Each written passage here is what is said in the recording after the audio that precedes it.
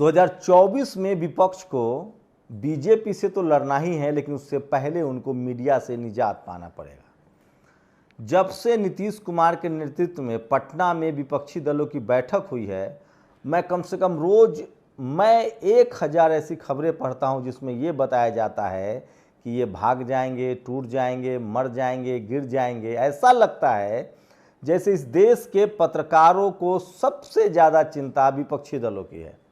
लेकिन उसके बाद मैं इस खबर को लिखने वाले पत्रकारों का नाम देखता हूं तो पता चलता है कि सारे के सारे पत्रकार सवर्ण समाज के हैं।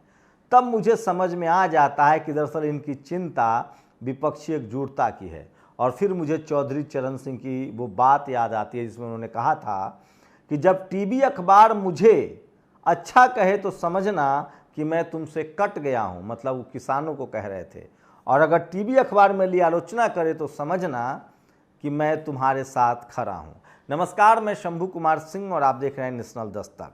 जी हाँ, बिल्कुल यही बात इस देश के एससी, एसटी, ओबीसी और किसानों को समझना चाहिए कि जिस चीज़ को टीवी अखबार अच्छा कहे वो आपके लिए घातक है, जहर के समान है, और जिस चीज़ को टीवी अखबार खराब कहे वो समझ लीजिए कि आपके फायदे का है। माननीय कांशीराम साहब ने क्या कहा था कि अगर इस देश में गरीबों को अपनी भलाई चाहिए तो उनको मजबूत नहीं मजबूर सरकार चुननी चाहिए, जैसे बीपी सिंह की सरकार थी। क्या हुआ उसमें? मंडल कमीशन लागू हुआ, बाबा साहेब को भारत रत्न मिला। तो इस देश में जो मजबूर सरकार होती है, मिलीजुली सरकार होती है, वो गरीबों के पक्ष में होती है, क्योंकि वो फैसले करती है। अगर ऐसा नहीं होगा तो इस देश का टीवी अखबार आपको टमाटर जब महंगा होगा तो वो भी जानलेवा बताएगा। इस देश की मंत्री जब प्याज महंगा होगा तो कहेंगी कि मैं तो प्याज खाती ही नहीं हूं। इस देश का टीवी अखबार जब गैस के दाम महंगे होंगे 1200, जब पेट्रोल के दाम महंगे होंगे, जब दवाइयाँ महंगी होंगी, अस्पताल स्कूल नहीं खुलेगा, तो आपको कहेगा कि सीमा पर सेना के जवान हैं, आपको इन सब सुविधाएं चाहिए। तो इस देश के टीवी अखबार को सोचिए। मैं फिर कह रहा हूं, क्या आपको लगता है कि जिस तरह से कल शरद पवार के भतीजे बीजेपी में चले गए, उसके बाद कहा जाने लगा कि विपक्षी नेता सब खत्म हो जाएंगे। आज टीवी पर खबरें चल रही हैं कि तेजस्वी यादव को जमीन वाले घोटाले में चार्जशीट में आरोपी बनाया गया है।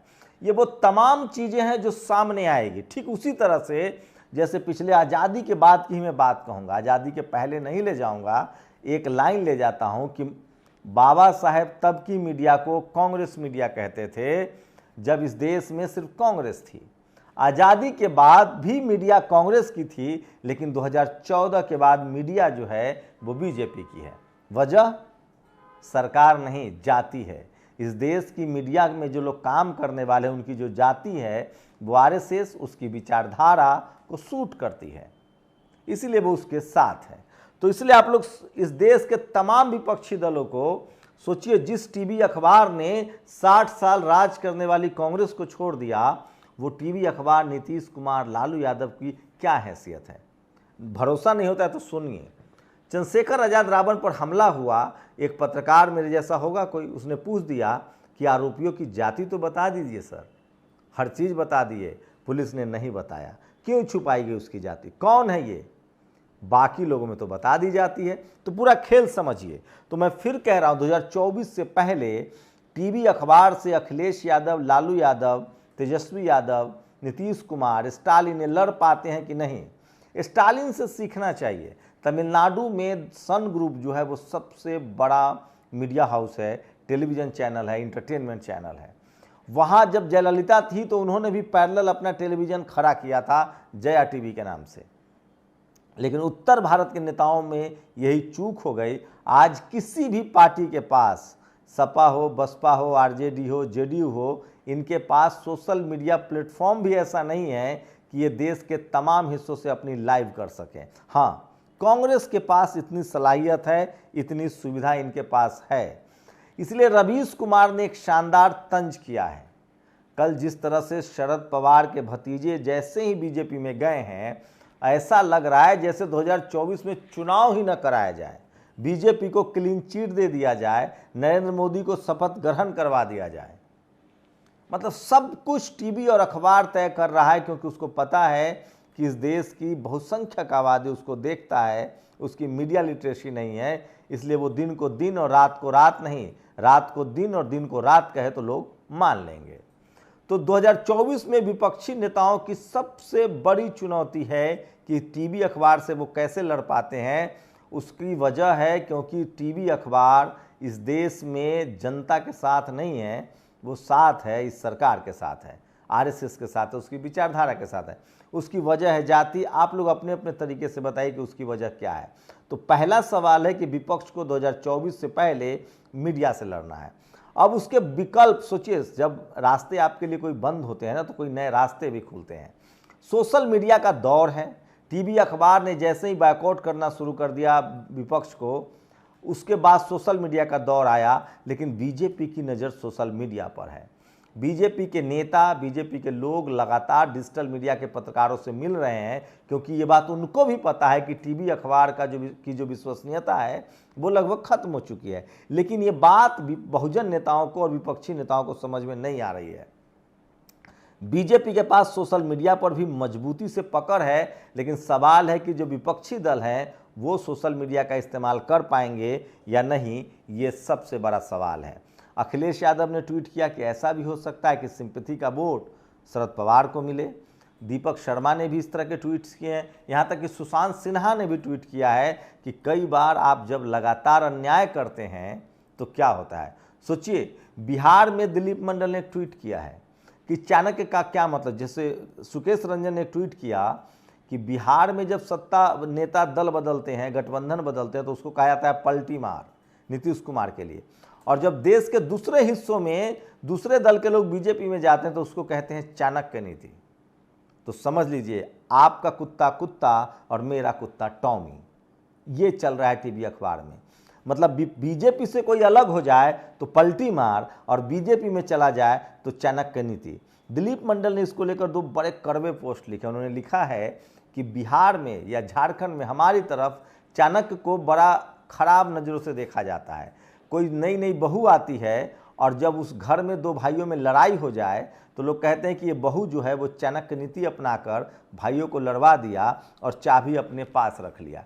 यही नहीं, वो घनानंद का उदाहरण देते हैं कि फूट डालो और राज करो की नीति चाणक्य ने अपनाया था। वो लिखते हैं कि जब मगध में घनानंद का साम्राज्य था, मगध साम्राज्य था, जो आज के किसान हैं उनका राज था, और उस समय सिकंदर जब सिंधु नदी पार करने की कोशिश कर रहा था, उस दौर में मगध साम्राज्य के डर से, नंद वंश के डर से, घनानंद के डर से सिकंदर की सेना ने लड़ने से इनकार कर दिया, और वो सिकंदर जो है वो नहीं सिंधु नदी पार नहीं कर पाया।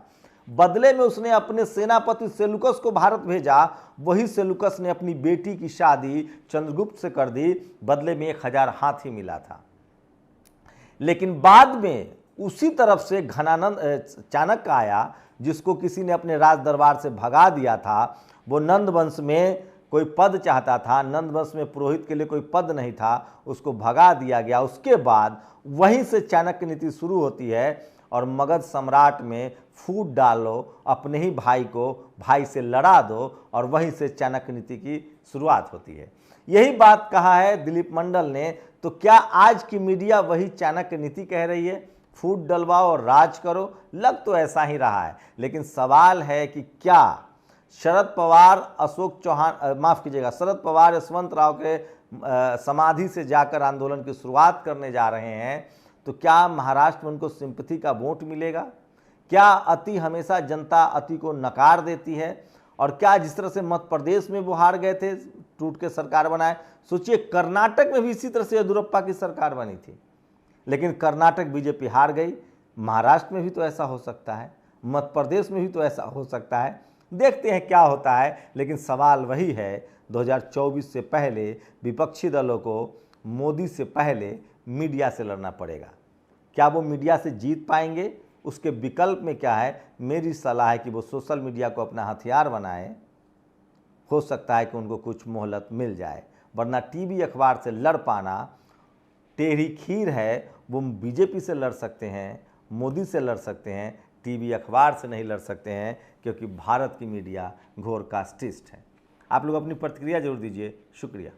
नेशनल दस्तक की आपसे गुजारिश है कि अगर इसको बचाना चाहते हैं तो नेशनल दस्तक को सब्सक्राइब करने के लिए रेड कलर के सब्सक्राइब बटन को दबाएं, फिर बेल आइकन की घंटी दबाएं। नेशनल दस्तक को बचाने के लिए बहुत जरूरी है कि हर खबर को शेयर करें, लाइक करें, कमेंट जरूर करें।